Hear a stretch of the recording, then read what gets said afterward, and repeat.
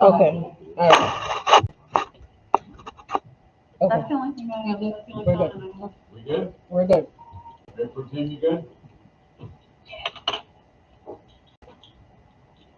Okay, greetings everyone that's here and streaming.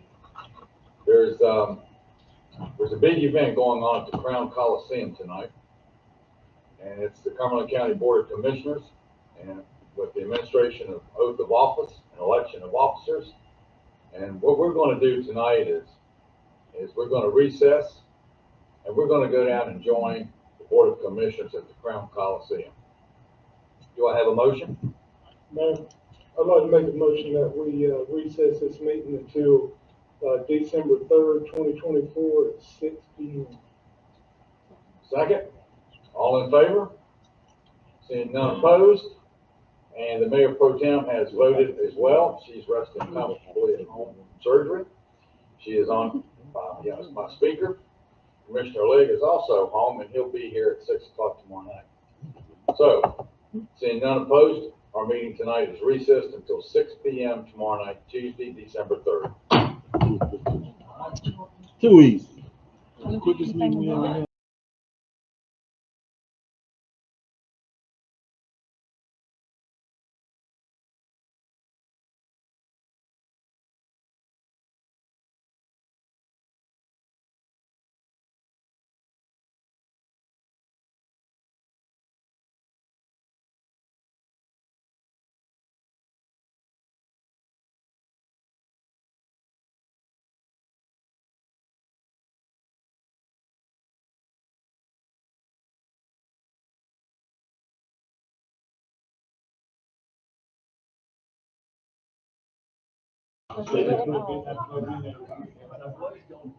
Yeah, I'll be here before they do the little. Yeah, we're live. Greetings, everybody. Take two. We'll try this again tonight since we had to recess last night. But before we can get into the business of tonight, I have to have a motion to return back to open session. Mayor, I will make a motion to return back to open session. Second? All in favor? Mayor Pro Tem, Dr. Kimwana McCray is resting at home from surgery and she agrees, so the vote is unanimous. Seeing none opposed, we will return back to open session. Please stand for the invocation and remain standing for the Pledge of Allegiance.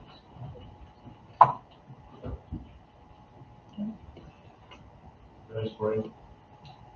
Our Father which art in heaven, Lord, we give you thanks. We give you honor and praise today. We have the opportunity to have another great day. We thank you for the opportunity to come in this format to vote on things and make decisions for our country and our township here, Lord. We thank you and praise you for working everything out just during this Christmas holiday. The needy ones who need, and just give and thanks to all people, giving them thanks, working all things out for people that are in need. Reaching and visiting your family and all those things, Lord. And most of all, Lord, we thank you and we praise you for your goodness, your kindness, your mercies, Lord, for leading and directing in all things. Let the right decisions be made here tonight, Lord, and let your anointing go forth, Lord. Open the windows of heaven and bless them immensely in all hearts and minds and souls that are here tonight, Lord. We thank you, Lord. We praise you, Lord. In the name of Jesus, we do pray. Amen and amen. I pledge allegiance to the flag of the United States of America and to the republic for which it stands, one nation, under God, indivisible, with liberty and justice for all. Please be seated.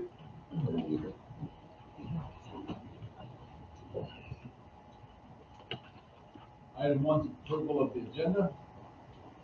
Get my light on. Approval of the agenda, additions and deletions. Under item 3, presentations, item A, which is swearing in of Hope Mills police officers Stephen Kelly and Marcel Kozan. And item B, North Carolina Center for Economic Empowerment and Development presentation. Both of these items will be moved to the December 16th agenda. But we do need to add one item, and that's a presentation by former Commissioner Gurley Mitchell. So we'll make that item an A. Is there any other additions or deletions to the agenda? Now I make a motion, we approve the agenda with the, mentioned changes. Have a motion, have a second, all in favor? Okay. Mayor Pro Tem Dr. Kiwan McCray, she agrees, motion is unanimous, carries. Going to item number 2, which is official comments. We'll start off with the manager's report. Thank you, Mayor. Welcome to our board. First page of the manager's report is customarily the community corner. The parade of lights is this weekend, this Saturday at 5 p.m. The annual 55 and older Christmas luncheon is still scheduled for Friday the 13th, Friday, December 13th. Hope Mills Police Department participated in Career Day at Baldwin Elementary earlier in the week. Coaches are needed for our basketball youth teams, and Pack the Patrol Car will be December 14th, 2024. Second page of the manager's report is a highlight of the Heritage Park ribbon cutting ceremony. Very, very nice. It rained, but we still were able to make history for what has been a milestone and for something that's been a long time coming for the town of Hope Mills. The park is now open, and so I've been about 5 times already. It's a really, really relaxing environment. Third page is a highlight of the National League of Cities Conference, Tampa, Florida City Summit. What I have, I'm not sure if Mayor and Dr. McCray and LaMarco see the picture that was captured by the NLC at the bottom. That was on the NLC website.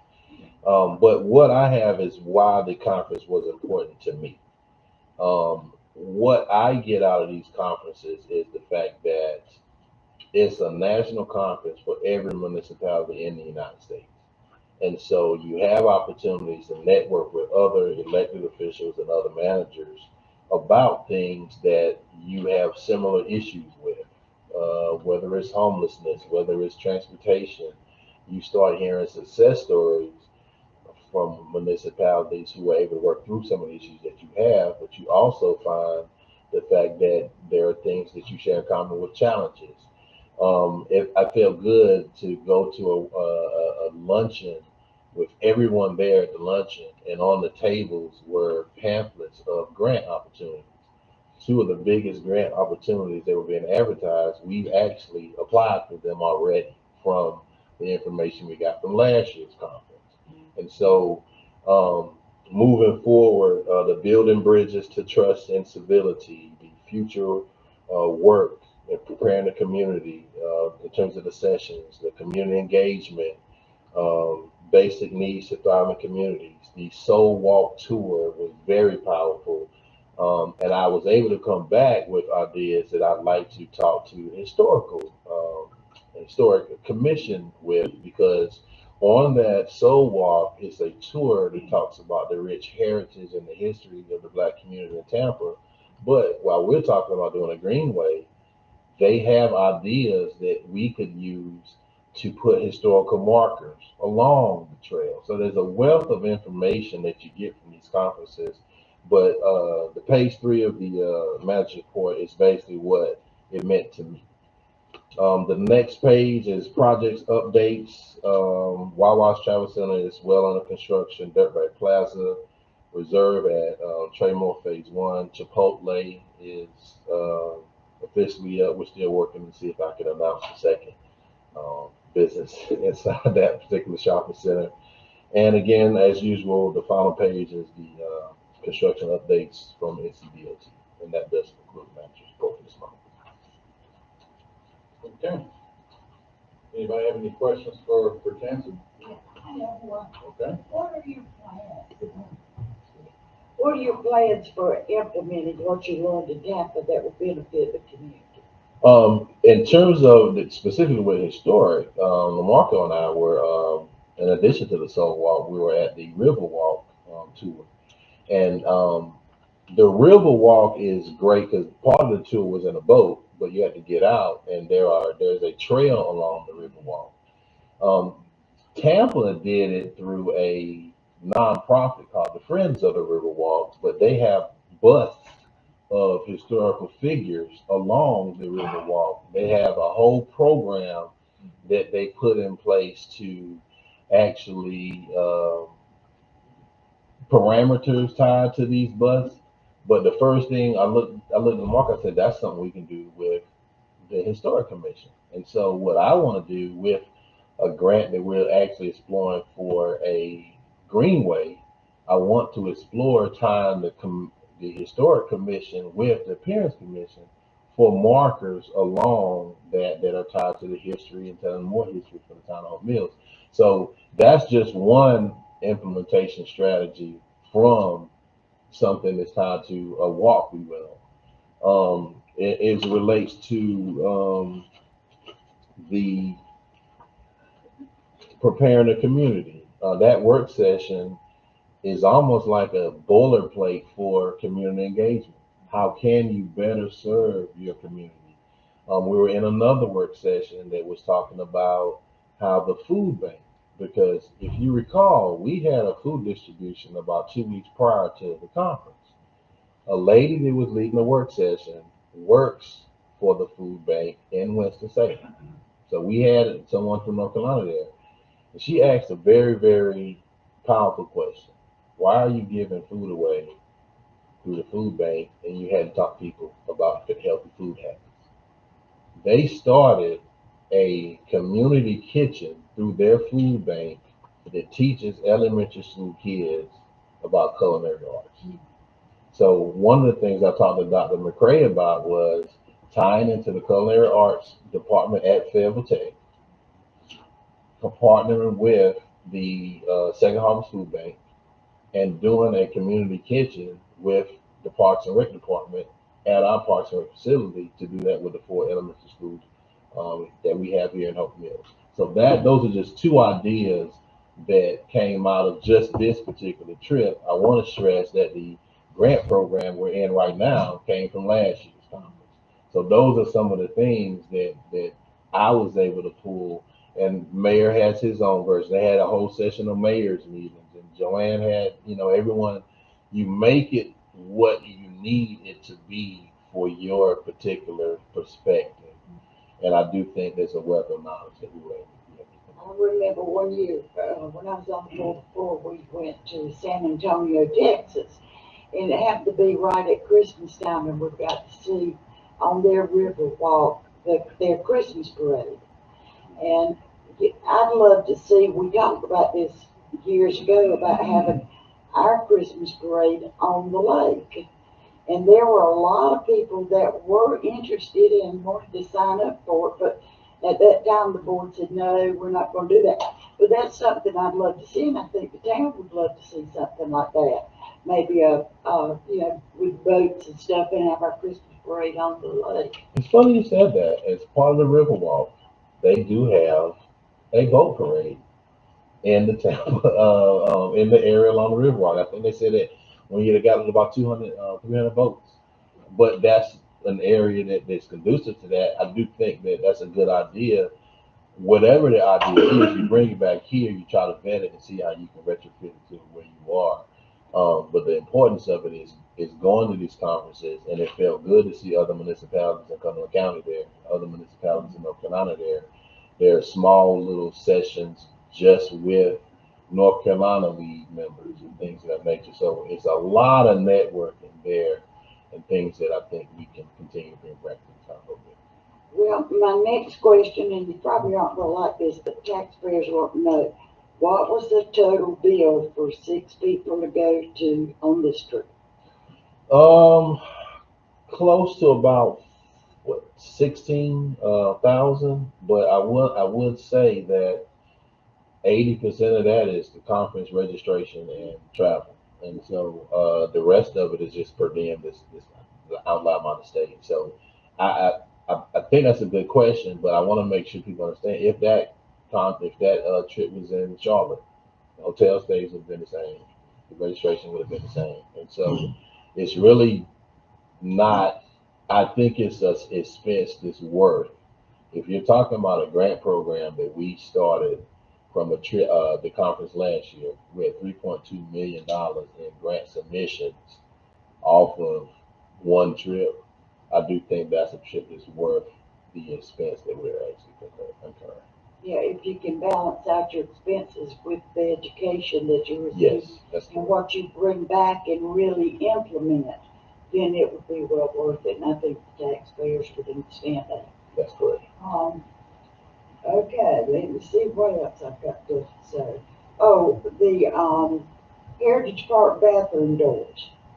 Every day, the one on the right-hand side is wide open with the light on. I already. Yeah. I already approached him Okay. yesterday and this evening. So Okay. Yeah. It's taken care of. Okay, so I didn't know why it was like that. Is something wrong with the door or something, reason it's open or what? I don't think there's anything wrong with the doors at all. I think it's just something that Parks and Rec may have to look Okay. into. Because I think we just need to make sure that it doesn't create a homelessness issue and things of that nature, but that's something that's on our list. Now we'll go on to the lake park. Who's in charge of those Christmas trees out there at the lake park this year? We were told it was the chamber, but do you know who's selling those trees and how much they're selling them for? I'm not aware of it being sold. I think that's just something they put up for Parks and Rec. There been something. Last year, there was the one group of, and I'm bad with names. It was the one group of ladies. It was like three ladies. They had the thing with the chamber where, I can't remember how much you paid for it. You get to have a tree out there and whether you want to keep it or not. The chamber hasn't done that since I believe last year, so I'm not sure if that's the remaining stock from Parks and Rec that was still left over. I'm not really sure, but the chamber has nothing to do with it this year.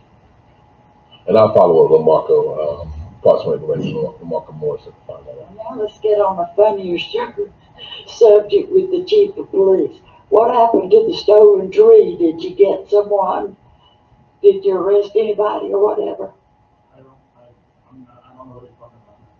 Somebody's- Oh, one of the trees was stolen there out of the park.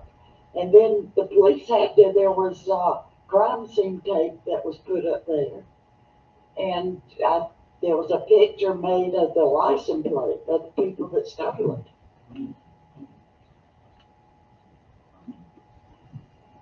I would have to check that's not something that would be brought to my attention, the severity of it. But I will follow up on it and get back to you. Okay. All right, there is a grant with the Kermit County Community Development. I think I mentioned it last June that we would have to submit our grant request in January, and there will be money for homelessness. Have we started on that, or are you aware of that? Or is it too late for us to get started? Because I think we've got to buy a bus. How do we transport our homeless people to some of these facilities that the county has opened to get in out of the cold and to be able to sleep if we can't get them there? I think that's something we'd have to talk to and explore on a larger scale. I know we've talked about regional transportation and things of that nature, and I know we do have a homelessness committee. But I think we would need to talk a little bit more in depth than that if we're trying to start a program that's tied to transportation, specifically for homelessness. That's something I think we need to explore, but I think it's something we need to have a more detailed Could conversation. we explore that between now and the next meeting so that we can do something about it? If we don't have a way of getting them there and getting them back here, they certainly can't walk. So one of the things with FAMPO, and this is a good discussion, I've had it with Chancellor, is one of their non-priorities, and I'll use that term, we're on a list that we're at the bottom of, but it was like $1.2 million, and to get us in Spring Lake, to be part of the fast bus system to get mass transit. And my question, because I brought it up to the town manager, I'm like, 1.2 million. So DOT comes to the Fayetteville meetings, like, how are we even gonna get, I mean, out of a scale of 50, I think we have 3 points, which was ridiculous. I was like, how are we ever gonna get mass transit in this town if we're such a low priority? I was like, $1.2 million, our whole budget is 18 million. And trying to see how I can keep this PC. I wasn't very happy. Basically DOT was like, well, we kind of have to, what was the word I used? We have to pay into it. So if we supplement, so if DOT says that it's gonna cost 1.2, if we put maybe $250,000 in Spring Link, 250, then they'll boost up our, priority points. But it doesn't seem like it's a pressing matter for anyone else except for us in Spring Lake. If you get what I'm saying. Yeah. So it's an ongoing issue. It's constantly being brought up, and so. I will add that is another topic that is a broader topic, because if you're talking about transportation, talking about regional, and the big three would be Hope Mills, Fayetteville, and Spring Lake. I do know that there are times where when those first round of rankings come in, like for instance, the golf course, the widening of Golfview from here to 295, that came in very low until we emailed them the master plan and the plans of what we're trying to do with things of nature. Once they realized the activity that we're talking about at the golf course, then it got put back in and it would rank a little higher. I do think one of my the activities I want to do is reach out to Hank at FAMHO and send him the pedestrian gateway study we did, not the gateway, but the study we did on congestion management. That was the study we did that identified the areas of Hope Mills that actually have the highest percentage of people who don't have vehicles. That was the actual study we gave to FAST initially to create the 2 crosstown connector access routes. I don't know if they have that to factor into the ranking. So I think if I can be able to get that to them, it may come in a little higher. But it is a bigger conversation because I want to make sure I say this publicly. I do not think Hope Mills should do the heavy lift alone with transportation. I do think a regional conversation with the other 2 larger municipalities would be the way to go to equal out whatever that contribution is, so that at least because what you're talking about is 2 connectors to Hope Mills and 2 connectors to Spring Lake. If you recall at the priorities, we did talk about purchasing 2 vans, 25 passenger vans, as people who was around town on those routes would be the 2 routes for the cross connector. That's your transportation there, but that is a bigger and broader conversation. So I will follow back up with Hank with FAMHO and see if we can get that right. Maybe I can go and talk to the Ministerial Association, because I don't think we have any facilities in Hope Mills that have opened up for the homeless to have to be able to go in to keep warm at night. And maybe some of the churches, maybe I was hoping maybe some of the churches that have transportation would open up their doors and pick these people up. Suspend the rules and allow former Commissioner Burley Mitchell to speak just on this topic. I to the group. When it gets real extremely cold, I put an announcement out that Arm House is available for you to come in and get warm drink. I've done it for 2, maybe 3 years in a row. How many folks have showed up? 0. They never do. And I've sat there. I've had someone sit there and they never show up. Because when it gets cold, they go in their location where they sleep at, they lock down, and they don't come out until the next day. And they will tell you that. I sit down, hey, what do y'all do? Listen, I want my food, I'm going to my tent, and I'm buckling down. So now we can do a front analysis, sit down and talk about it, and revisit again and see can we come up with a strategy, an idea, and I'd sit down and talk with the minister. The mayor is planning on meeting with us anyway next month. So once we do that, we can come up with a strategy and idea to see the best interest of the community. But I can tell you this, to take on the liability and the responsibility of transportation, grant funding will not be enough to cover the whole thing, liability, insurance, maintenance, fuel costs, and of course, a driver. All that is costing will not be sustained without continuous funding going in. Really, We need that. before you sit down, the question is, they know, ever how many they are, that the Alms House is open Yes. and available. I don't have my telephone number. Yes. Call me if you need me. Only time you call me is when they high or drunk. Okay, Commissioner Faber, got anything else? Yes, I have Okay. one other thing. I thought we voted to extend those 2 lots we bought over on Fountain Lane for a parking lot. Why is there grass there? We actually purchased those 2 lots. They're basically just prepping the lot. Lamarco Morrison is currently talking with the designer to actually come up with a redesign of the actual entire area, but we haven't gotten to that point yet. So it's just basically the vacant piece of property right now. We do have plans on doing the expansion of the parking lot, but we do have to go through the design process. Wasn't it expensive to plant the grass and then we're gonna go and tear it up or what? I'm not aware of anybody planting grass. I think that just might be something that Those lots were, You're gonna have to come up to the mic.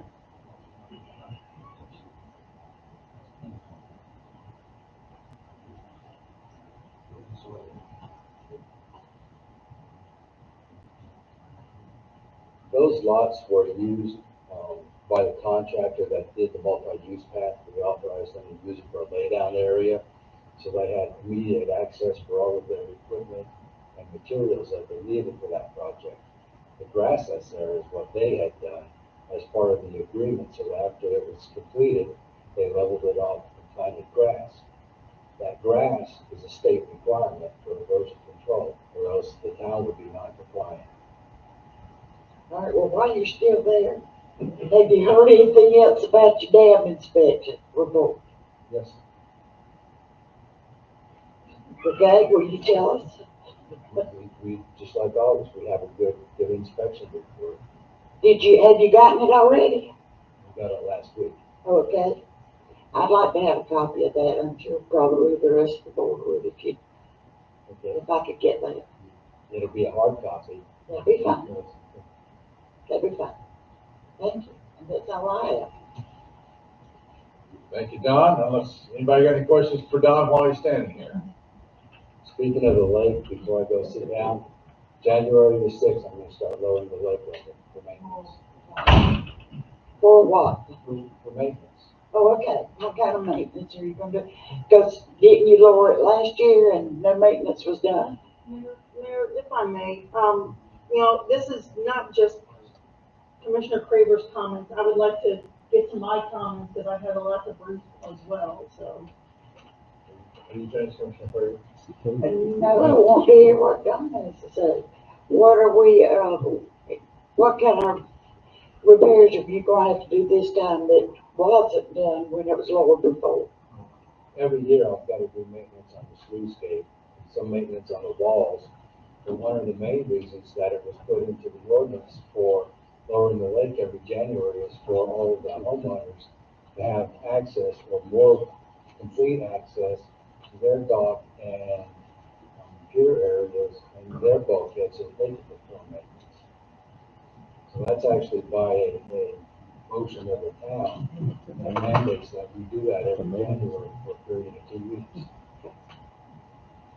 All right, thank you. Now, I guess everybody, the neighbors and all around there will know that when it's going to be lowered. Yes, ma'am. Okay. Thank you. Thank you, Don. All right. Don? All right, Commissioner Squirrel. Thank you, Mayor. Is this thing on? Okay. All right, so to go off of what the town manager was talking about Tampa, the conference there, there's quite a few things that, classes that I attended, my notes disappeared. Um, so a lot of the stuff I shared on my Facebook page as I was at the conference, because it was just so much information. One of the big things that stood out was cemetery preservation. And I'm just trying to get back to my notes as we go along. One of the big things that Tampa had an issue with was private property versus town-owned property, Tampa City-owned property.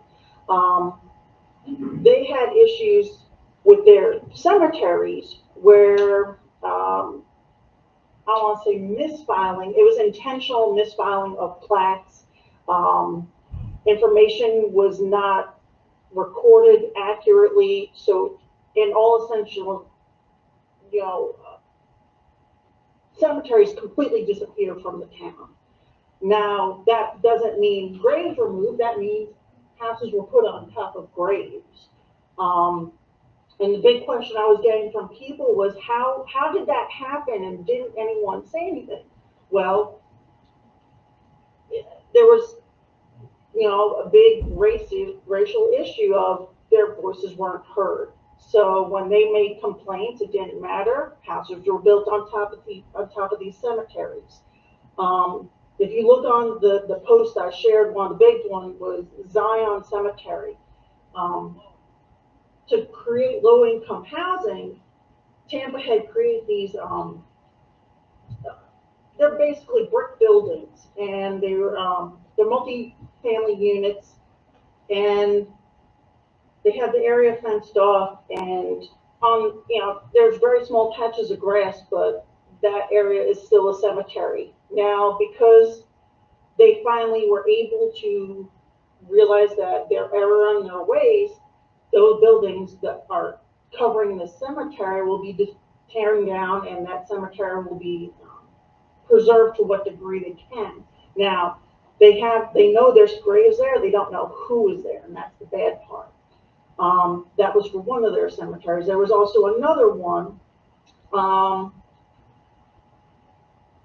and when I shared the information on my Facebook, I didn't take pictures because literally when our bus pulled up to it, there were citizens outside looking at a tour bus of why are there people taking pictures of my house when it was 4 East Tampa homes. So the article on the page I posted was 4 East Tampa homes may sit atop a black cemetery with 430 graves. So same situation. No one would listen to the people. Paperwork was mishandled. And people are like, well, can't Tampa do anything about it? Nope, it's private property. They can't just, do eminent domain. So, and people are like, well, we had discussed about our cemeteries here, and I'm like, well, still, if it's privately owned, the town can't do anything. Hell, Tampa, a large city, they can't do anything. If it's privately owned, there's nothing they can do. The way their solution was to try to remedy it is just wait, see if eventually maybe they'll sell, but they can't force them to sell their property. So 430 graves, no idea who's buried where, but they know they're there. They did a ground penetrating radar and whatever other technical things, but they know the graves are still there, the headstones are not. So that was 2 of the cemeteries. Some of the concerns, questions that I asked about who is taking care of their cemeteries versus like who takes care of ours. It was basically the same stuff. I mean, they have nonprofits that will come in. One specifically was their VFW's American Legion. They'll clean the veteran headstones and stuff like that, but that's not a big part of even their cemeteries, and their cemeteries are way larger than our cemeteries.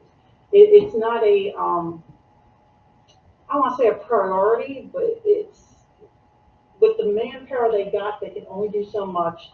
So they do what they can. They get volunteers and nonprofits to try to assist with the cemetery as far as maintaining headstones and stuff like that. So that was interesting. Then also the other mobile tour I went on, it dealt with the homelessness. It was called Tampa Hope. There was actually two, I only have the information for the one. It was Tampa Hope, and then there was another one. I can't think of the name of it. Essentially, when they had the hurricanes, and a lot of people became displaced, they essentially created, in lack of better terms, a tent city. And they had literally tents on pallets in this fenced-in area. They had a security guard posted. They had a like a community area, essentially. Now, their solution for dealing with their homelessness wasn't necessarily funded through taxpayer dollars directly. A lot of it was through nonprofits, and they actually had Catholic Charities with the Diocese of St. Petersburg as their main entity that took care of their whole program. Now, the city of Tampa was supplementing and is supplementing, but they're only going to do it for the next 4 years. So, like the first year, they were going to supplement $1 million. Second year, 750,000, then 500, and then it tapers off. But essentially, their big programs are not town-specific or city-specific driven. They're all through nonprofits. And I've talked to former Commissioner Willie Mitchell about this, about, you know, how they had their layouts and stuff like that. And it's not always feasible, because, I mean, they had tent cities, I mean, literally tent cities, pop-up tents. Now, they're in Florida, so it's a little bit milder climate. If we do that here, it's really not that going to be that help that much. Now, they had, other than,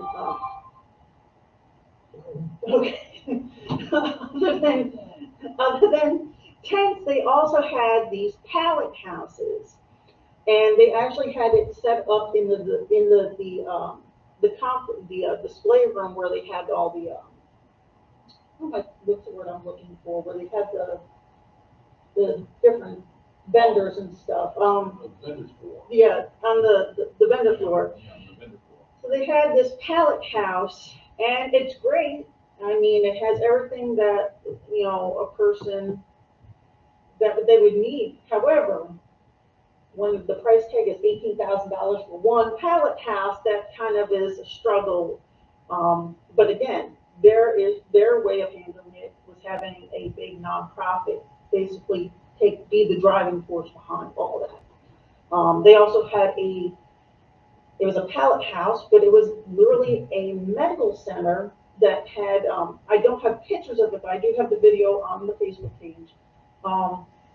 It was like a pallet, and when you look through the glass window, there's a person live streaming, a doctor, a live streaming doctor. There's a blood pressure cuff. There's all that stuff, but again, very, very, you know, expensive. And, you know, even the city of Tampa, who has multi-million-dollar budgets, they're having a nonprofit come in and essentially handle a lot of their stuff.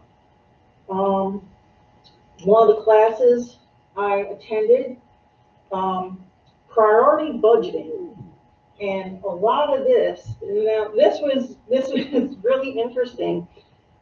A lot of their priority budgeting, the way it's getting done now is with AI. So there's programs out there, and they were talking about a specific program where it takes, from what the briefer was telling us, it was like, it takes like 6 months, but you input all your data into this program, and it tries to come up with different ways to avoid having raised taxes or avoid cutting services. So different ways. So let the AI do it. Now, that's something we would have to look into. I don't know how much the program costs. And it takes a learning curve. They said it took like 6 months for the whole situation, you know, the program to learn itself. I don't know AI, but new information, stuff new all the time. Some of the other stuff that I took classes on. Let me go back to it. There we go. So I took a class on city leaders connecting children to nature everywhere. I had some slides from that. Unfortunately, I was having issues trying to upload that to Facebook, but essentially it was like little stations around the park with information of, you know, maybe, hey, butterflies, these types of flowers attract butterflies, and just different ways to use the parks to grasp children's attention. Then there was also re-engaging opportunity youth and young adults. And I talked about that, and I think I talked to you about that, how when we previously had the Mayor's Coalition, and that's something I think eventually I think it would be a good idea to bring back, or even the what was the Citizens Academy, just something that we can re-engage the youth, so they can be like, hey, that might be something I want to do when I get older. Just different ways to get our community involved in stuff. Let's see what else. Bear with me.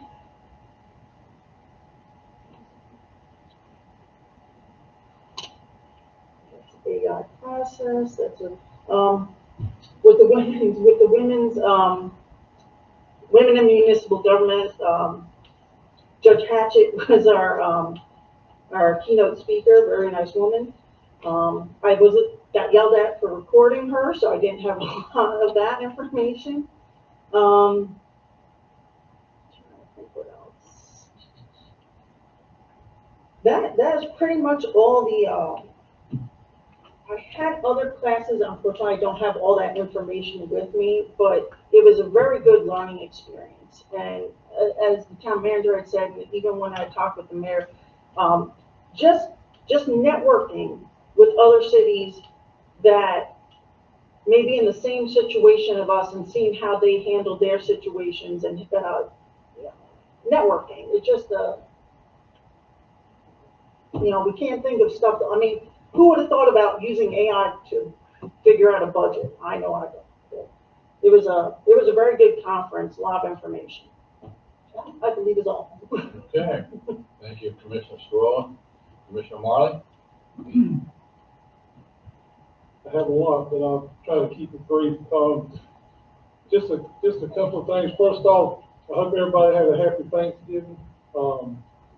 Just want to say a couple of things about Thanksgiving and holiday season.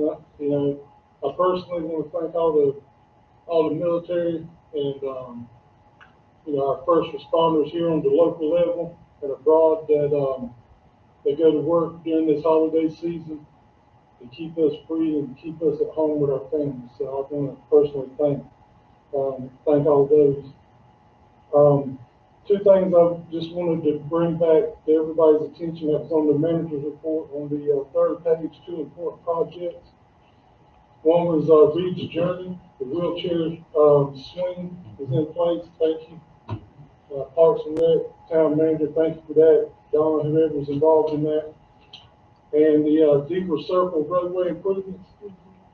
Man, that is looking good. That's been years in the making. And I also want to thank Chancellor and any of his staff, department heads, or anybody that was involved in the forward thinking to get that done.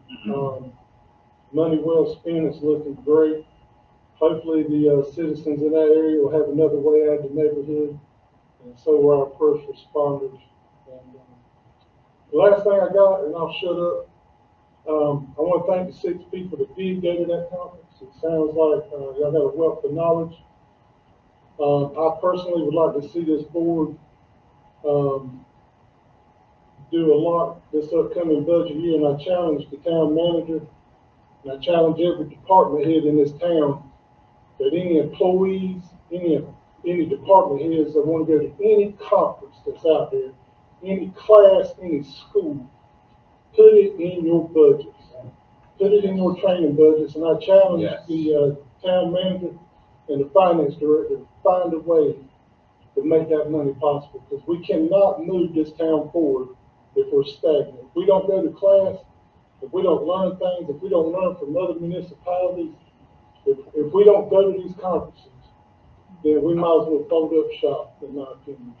So that's my challenge, after listening to, everybody talk about the conference and everything. And, I'll be quiet, Mayor. Thank you very much. Thank you very much. Commissioner Legg, you've been awful quiet. Well, I have reason to be. I didn't have all that knowledge I got. I'd like to thank everyone for coming out this evening.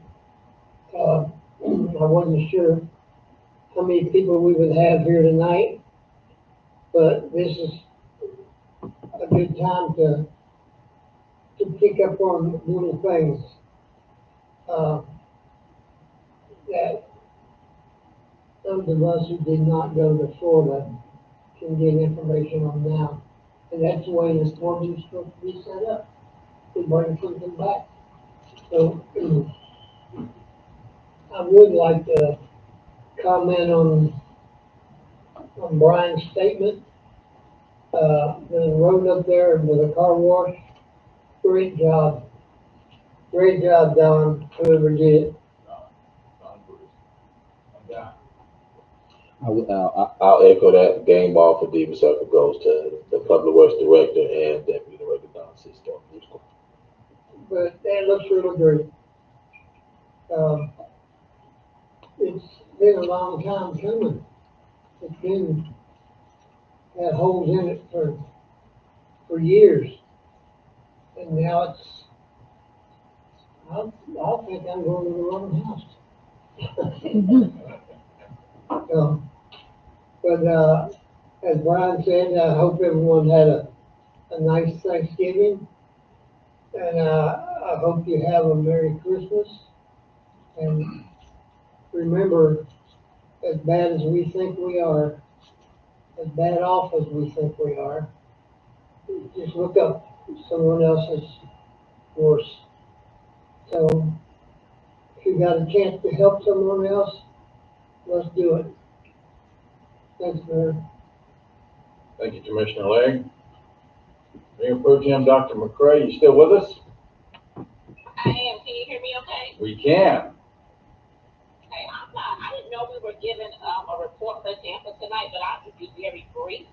I would like to say that I'm a part of a couple of committees with the NLC, and one of the meetings that I attended was the small city, and they talked about innovative rural business models. That committee, Commissioner Scarola, I'm not sure she attended that meeting with me, but we meet throughout the year, and the information that we learn inside of that group is invaluable. I really want the town to make sure that we tap more into the resources and the things that committee has to offer. I'm going to make sure that I set up an appointment with our representatives with small cities. And another one that I went to, I'm a member of First One Tier Suburbs, and that entire meeting was about community infrastructure. And it talked about asset management, which is an integrated approach involving all organizational departments to effectively manage existing assets and effectively manage existing and new assets. And it's really long, but when I talked about it, Lamarco said that we already have it, but I don't think that the town is really using this asset management model that they have. So it's very complex. I have a phone full of QR codes, downloaded books, PowerPoint slides, but I do want to circle back around and maybe see if we can use that. But again, because a lot of municipalities are dealing with issues when it comes to their infrastructure, so we are not alone when it comes to that. That's all I have to say about that. I saw the Heritage Park on the news, the videos. It looked like the ribbon cutting for that was amazing. I pray that everybody had a wonderful and safe Thanksgiving. We have a lot to be thankful for. And I am recovering. My recovery process is going to be kind of long. However, I plan to still do what the citizens elected me to do as much as I possibly can from home right now. But that's all I have to say. Thank you. Okay, thank you. Mayor Pro Tem Dr. Kenwan McCray. All right, I guess it's my turn now. Yeah, we did something last night. We recessed our meeting to attend Cumberland County swearing in of new officers and new elected officials last night. Today, Chairman Kirk Deviere, Commissioner Pavan Patel, Commissioner Henry Tyson. That was a huge event last night at the ballroom, and it was well attended throughout the municipalities from Spring Lake, City of Fayetteville, Fort Cumberland County, and Hope Mills. I want to read something that Chairman Kirk Deviere said. We've got some big decisions to make in the next few years. Our county is growing, and how we handle that growth matters. I could take out the one word, county, and put Hope Mills in, and that statement is us. Yeah. It is. And he said it point blank last night. His priorities include ensuring access to clean water for county residents. Boy, we've needed that one. Investing in public schools. Addressing affordable housing and workforce needs like childcare, managing taxpayer dollars wisely while maintaining essential services and collaborating with the county's municipalities and its state and federal elected officials. Those were his priorities that he stated last night. And think about what the takeaway from that one paragraph is. There's also a warm word he used last night that I got back from Tampa. And I will say, this is the first National League of Cities conference I have attended. I did not attend the one last year in Atlanta. They're every November. The next one, then for 25, is coming up. It's in Salt Lake City. 26 is in Nashville, Tennessee. That's where they are. Over 4,000 people across our great nation attended this conference. North Carolina was the third largest state in the attendance at this conference. That says something. That makes a clear statement. 6 of us from Hope Mills went, and we joined 7 city council people from the city of Fayetteville, to include the town manager, Doug Hewitt. That was amazing. The NC, National League of Municipalities, had their own conference there as well. So not only did we get to talk to other city municipalities, we got to collaborate with our own. I didn't go to the one in Winston-Salem. That was the one per year by the North Carolina League of Municipalities. I didn't get to go to that one. So this is my first one. But just like other conferences that I've been to, Dr. McCray has been to a number of them in our educational field. We go to our community college conference in Raleigh every year, and it's a book just like this one I'm holding up that's full of sessions that kick off at 8 in the morning all the way to 6, 7 at night. And you always have an opening session where 4,000 people will sit on a floor in chairs, and they will listen to other municipalities share best practices. What works in their community, what doesn't work, what they would like to see work. I went there with 3 goals, being my first one. To learn something from people smarter than me, to network with people smarter than me, and to beg for funding. Those are my 3 goals that I went there for. And I'm going to share this. There was 4,000 people there with the same 3 goals I had. They're all networking. Now, Commissioner Craver, you asked tonight how we're going to share the knowledge that we gained in Tampa. We're not going to share that here tonight. We're not. The knowledge that we gained in Tampa will be shared mainly when we start kicking off our budget workshops in January. That's where this knowledge that we gain will start to come out. And in different ideas and different directions that we're going in. I learned about this one initiative, Meet the Local Infrastructure Hub, and it was probably the biggest thing. They just started this last year in Atlanta. We didn't have the opportunity to get into this. I picked this thing up, and I'm all about grant funding. There is so much grant funding dollars just left on the table. Just left. And you know why it's left on the table?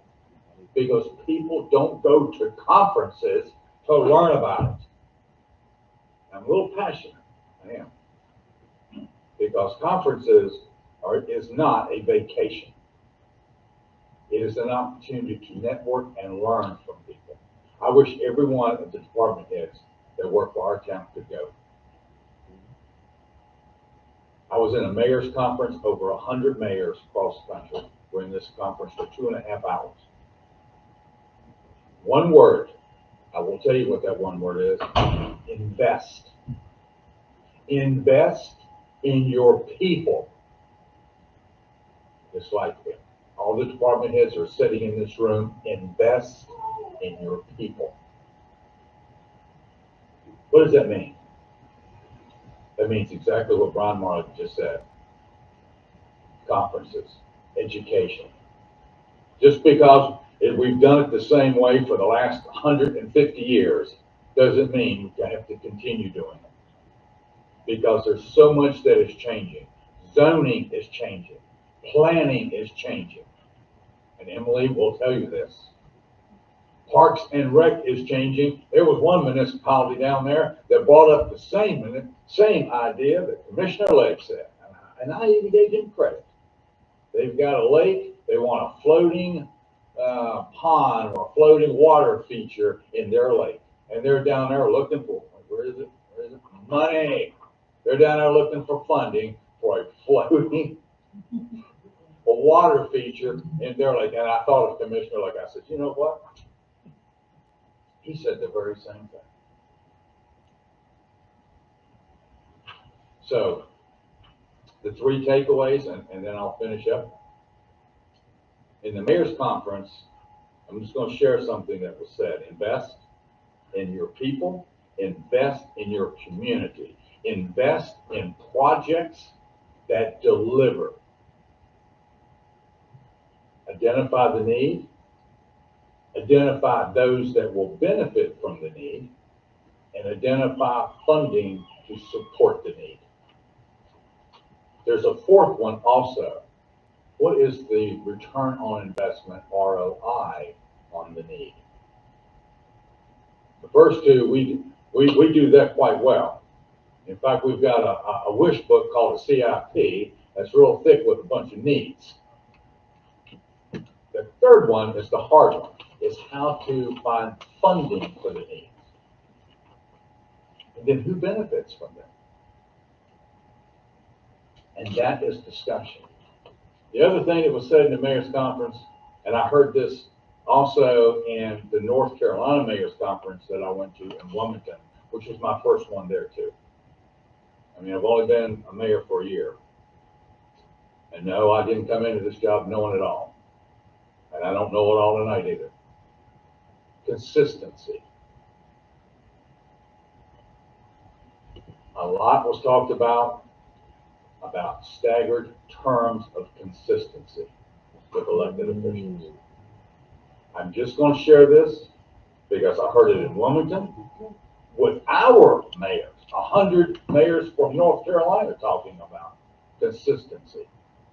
How projects would be started by one board and then the next board would come in, have no knowledge or little knowledge or didn't even like it, cancel out the project, costing taxpayers thousands of dollars of waste. You've got, if you're looking at starting big projects, you've got to have the team to start it on the front end and to finish it when it gets to the finish line. Now, I know that's a subject that a lot of folks don't, maybe it's the elephant in the room, but I'm going to tell you, it's an elephant in a lot of rooms in a lot of municipalities, and they're trying to figure it out, and they're looking at how to maintain stability because that saves taxpayer dollars. It does. Invest. Invest in our people, invest in the projects, invest in elected officials to make hard decisions. Some that we'll have to make here in the next 6 months as we navigate next year's budget. Those are some of the main takeaways that I brought back, that I have learned in these conferences that I've gone to. And I don't know, we've got to talk about stability, I guess. I've heard a lot of different ways, and a lot of different things, and a lot of different mayors, and the way they talk about it, and how they solve it.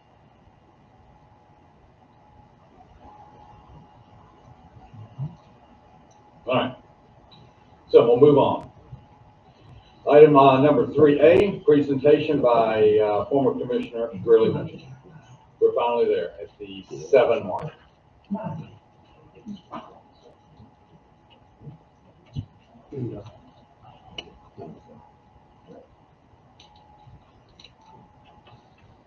Town manager, I'd like to come here with me because he is actually a member of the Kiwanis Club. Fire chief and police chief, please come up and join us, please. What it is, I have 2 checks. Shall we do that now? Is it the bigger one? Yeah, all of them big. Yeah, trust me.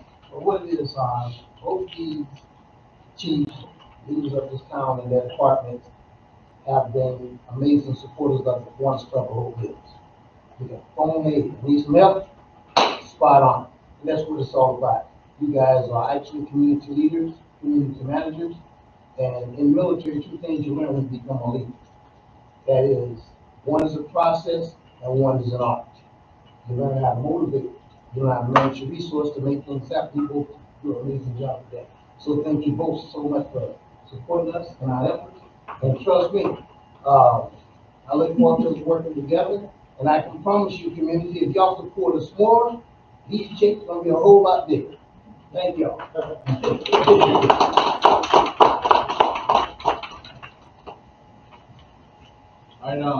Item 4, public comments. Nobody? Oh, I signed up. I'm just kidding. Chief, did you have anything that you wanted to I share? got the answer from. Please come forward. Since no one signed up, you'll be the public comment. Start with 3 minutes. So just so you know, Commissioner Kramer, we have what we call major incident protocol at the police department. So I'm only notified of crimes of violence when an officer gets hurt, pedestrian fatalities, those kind of things. Last year we answered 26,873 calls for service. This year we're exceeding that amount as well. So there are some times when you ask me something specific about a minor crime I may not know, but I'll always get you the information. So that is an ongoing investigation. Our officers do have a possible suspect. They attempted to contact her, and she refused to come out of the home, but they're following up on it, and they expect to have that resolved in a timely manner. Thank you, Chief. Before I move on to item 5, I did leave out a comment. I was asked last night what advice I had for the new Cumberland County Board of Commissioners. And it touched me, because what I said was, I wish the new Board of Commissioners the same great rate of success that I have enjoyed for a year working with the current board that I'm a member of. And it touches me. I forgot to say it. I wanted to share it, that we've done great things in 1 year. We have. We really, really have done great things, despite different things that I read that disturb me on social media and by those who post these comments. I look at what we have done as a board to invest in our community and our town. And I'm proud of working with this board, and I shared that last night. I wish them that same success. Because we can do what we do every day without a solid staff. And that's all the department heads, that's all the employees, that's our administrative staff. And that's a town manager who is just as passionate about what we do as I am. And I'm proud to work with him. Appreciate that. All right, item 5, consent agenda. Mayor, make a motion to approve items A through I on the consent agenda. Motion, got a second? Second. All in favor? Seeing none opposed, consent agenda is approved. That's the end of consent agenda. We go to old business. Again, there is none. Commissioner Craver asked me earlier, why don't we have old business on the agenda? It's because we take care of new business for each meeting. We rarely have left over any old business. There has been a couple. Yeah. I mean, our economic development committee had to hit old business for a couple of times, but other than that, we get stuff done. Like item number A under new business, which is authorizing the town manager and staff to cancel the current cleaning contract per the terms of the contract and develop to fill 2 public works custodial crew positions in accordance with town policy. It's under tab 12. Don, you got it? Yes, sir. Okay. Currently, we have a cleaning contract that for the remainder of this fiscal year has about $104,000 left on it. Now, I want to key in on the term, a cleaning contract. There have been some issues with the contract in the past, and looking at viable solutions for that, what we're looking at doing is terminating the cleaning contract and bringing on board 2 maintenance 1 people that will work for the town. The difference in cost will actually be a savings of about $2,000 for the remainder of the year. That will provide us with 2 folks that we can train up and start helping us with maintaining the systems on, and I will specifically say the public safety building. Since we have been handed over the public safety building, we have written over $100,000 in maintenance contracts for different items over there that we were not part of and we were not privy to. And we need folks that can help watch over and do even simple things like elevator inspections that are user responsibility, but it's a state requirement. The generators need to be monitored. The HVAC system needs to be monitored. Just things like that. So what we're looking at doing is bringing on a couple of folks that will work for the town, so we actually have better control over what is happening with those folks. We're looking at, for the price that we know we're not going to get a fully certified HVAC tech or electrician or something like that. But with ground level folks and training opportunities, we can take people that are interested and train them up so that they can get certified in future years to help maintain and take care of these systems. And then it will also give us the opportunity to have somebody on site for a longer period of time. We've got full-time employees. We're looking at 16 man-hours per day to take care of, not just that facility, but this building and Parks and Rec if they needed our facility as well. You talk about vision and investing. So this is direct economic development that the town can benefit from, as well as a couple of folks that live in the nearby community. We think it's a win-win-win for the town. We have folks that can come on board, and it will eliminate a contract that we're having problems with.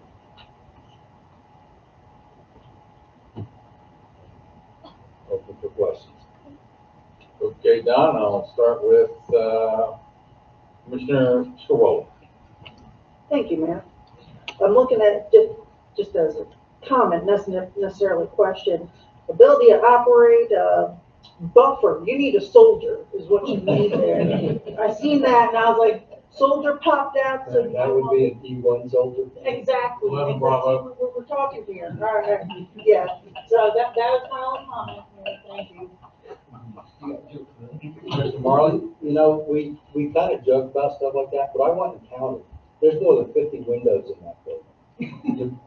Seriously, the amount of time it would take just to clean the windows, and that's not counting the storefront, that is 2 stories of glass. You know, there's a lot of time invested in maintaining it, and we're not looking at bringing on a cleaning janitorial. We're looking at custodial positions, that people are actually responsible for the facilities. Mr. Marley? I don't have any questions. I mean, I'd be willing to make a motion, but I don't know if anybody else has got any questions for Don. Thank you, sir. Commissioner Frazier? Do we buy the chemicals that the cleaning company now, or do they provide their own? It's kind of a split. There are some products that they prefer, and they will bring that on their own, but we provide the majority of what's being used. Well, whatever they're using, every time I walk in here and sit down, my nose, my eyes, there's something they're using. Please get a non-allergenic type cleaning supply if you can, because it just drives me crazy. I don't know about anybody else in here, but if you can think of that, I would appreciate it.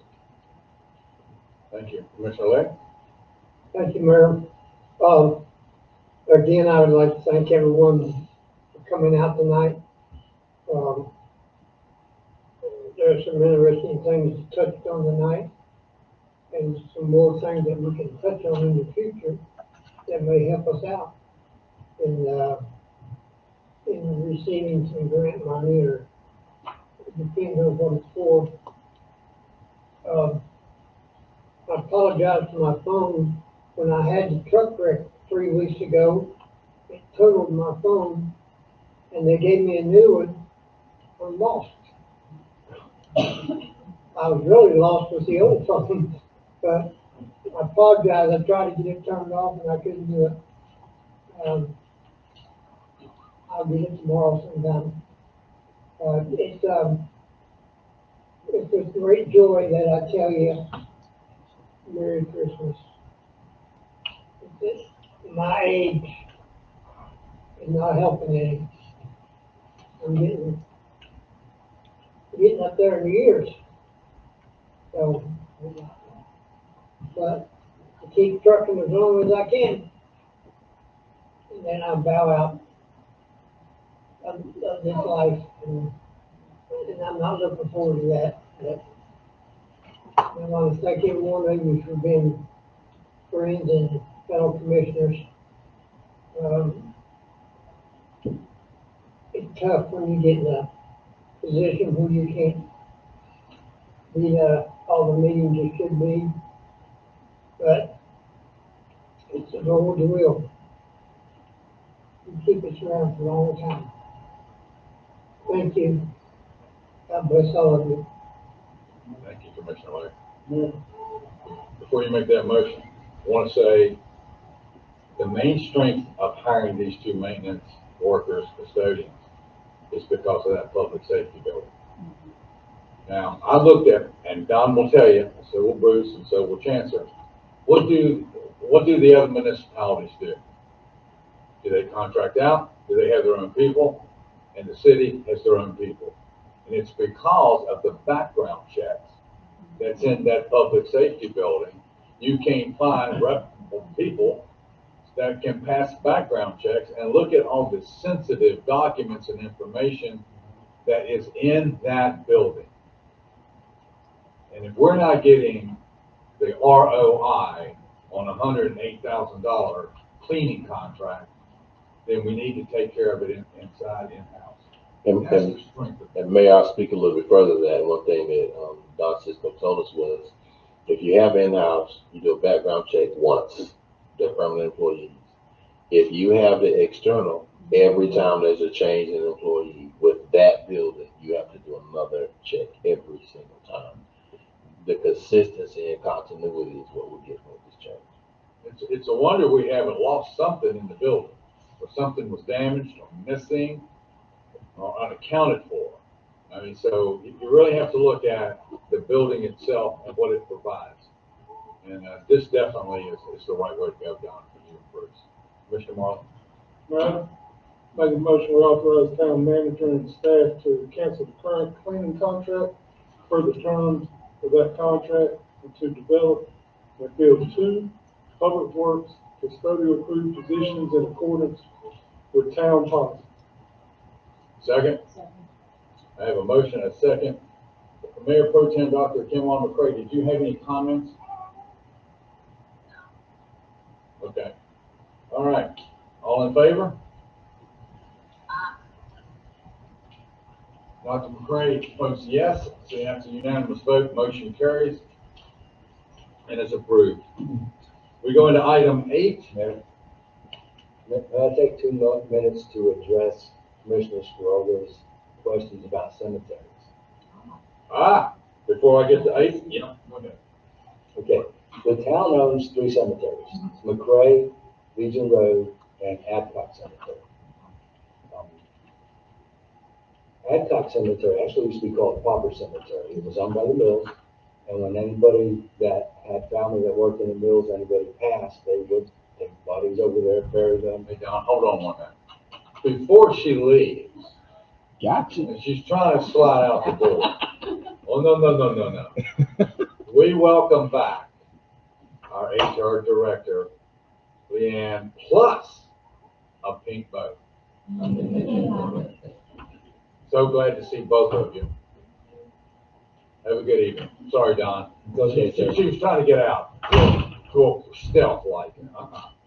But yeah, they would bury them, sometimes in coffins, sometimes not in coffins. I can tell you from experience that we have dug up between Legion Road and Adcock Cemetery 3 sets of bones since I've been here. The last one was this past summer.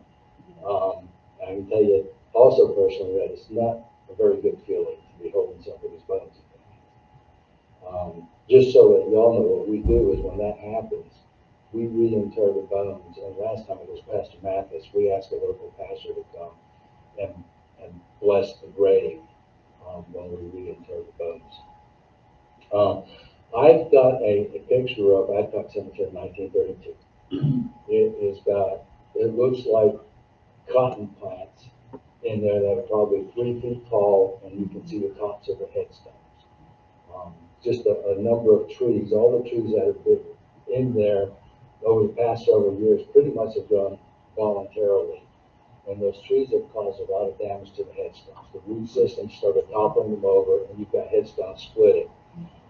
So what we have done over the past 5 years is we started cutting down the trees a couple at a time. It's a little bit less painful and a little less obvious, I guess is a good way to put it. I'll put that out so you don't get a lot of folks complaining, literally just complaining because we're cutting down the trees. But we needed to do that. When we did that, following that, we found somebody that we were able to contract to. So every year we get 12 to 20 tombstones fixed. Those that have been broken apart, those that are toppling over, he can come and he can re-level them, he can fix them. So over the past 3 years, we probably have 40 tombstones fixed in the cemeteries as well that we do on our dime as contractor. We've also identified some areas where we're not selling plots anymore, where we've taken some of the trees out and we're putting in more non-intrusive landscaping, some myrtle-type bushes and things like that, that we don't have to worry in future years that it's going to destroy headstones in the future. And then we're also, it's going to take several years, we're trying to do some soil amendments so we can get some halfway decent grass growing in the cemeteries, because y'all know it's just nothing but sand in those areas. And that's typically why stuff like that gets donated, because it's not good, but, it's unsuitable soils for anything else. And we did, when the cemeteries were turned over to us, we literally had shoe boxes, and I still have them, of hand receipts. I had to figure out who was buried where, who owns what, so we have mapped and documented the best we can so far, all of the cemeteries that we have. Okay, any questions for Don regarding cemeteries?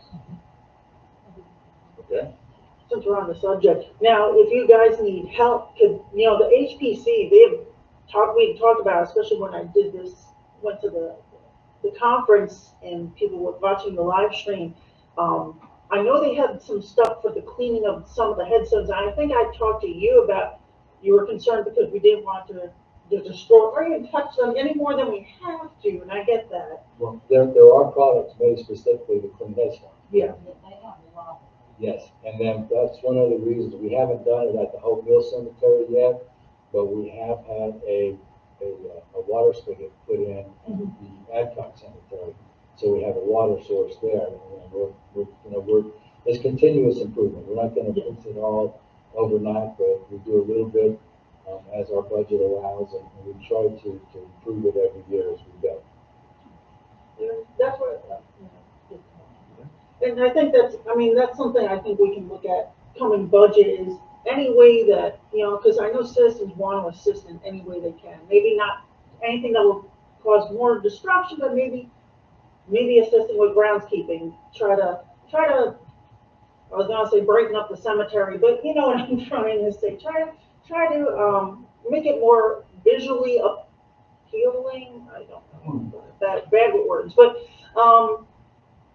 we'll talk more about those too. Well, you say that, I'll pose one proposition as an idea. Okay. Since we do have some areas with a group, you know, the ABC group would be interested in, say, a 10 by 20 plot where we could put an azalea garden or something like that and maintain that in the cemeteries. That would be an area that, you know, it adds and beautifies the area. Oh, we'll talk more about this next time. okay. Don, you good? Yes, sir. Anything else? Commissioner Lake, you got anything? Motion to adjourn. Let me hit the reminders first. On Friday, December 6th, we've got Christmas at the Lake. It starts at 5:30. Saturday, December 7th, it's breakfast with Santa in the Hope Mills Fire Department. That's 9. Saturday also is Paws and Claws Pet Picks at the gazebo at 11:30 later on. Saturday at 7. Nope, wrong. December 7th is the Christmas Parade of Lights, kicking it off at Rockfish Elementary School, ending up at Hope Mills Middle School at 5. Is everybody know where they're riding on Saturday? Everybody's good on Saturday? Okay. Mayor, just to add, I'm not sure if you guys knew, but the manager will be in the parade with several department heads representing different departments for the town of Hope. Let me ask you, are any of the departments using any floats, trailers this year? Any floats, trailers? No, I do think we're probably having a contest when we decorate our cars the best, but we did do floats. We do have decals. So one thing we did do it's important to me was that I like how you have the elected officials in the parade. You have the first responders. I think it would be a great gesture to show our citizens that the departments are in this parade as well. So we will have certain departments behind the board, as well as myself and others will be in the parade this year. Very well said. No Corvettes. Nothing against Corvettes, but Friday, December 13th is the 55 plus. I wish I was old enough. Senior Christmas luncheon at Hope Mills Recreation Center, and that's at 11 a.m. And then we're back here on Monday night, December 16th at our regular time, 7 a.m. Commissioner Legg has made a motion for adjournment. Second? All in favor? I think we're adjourned.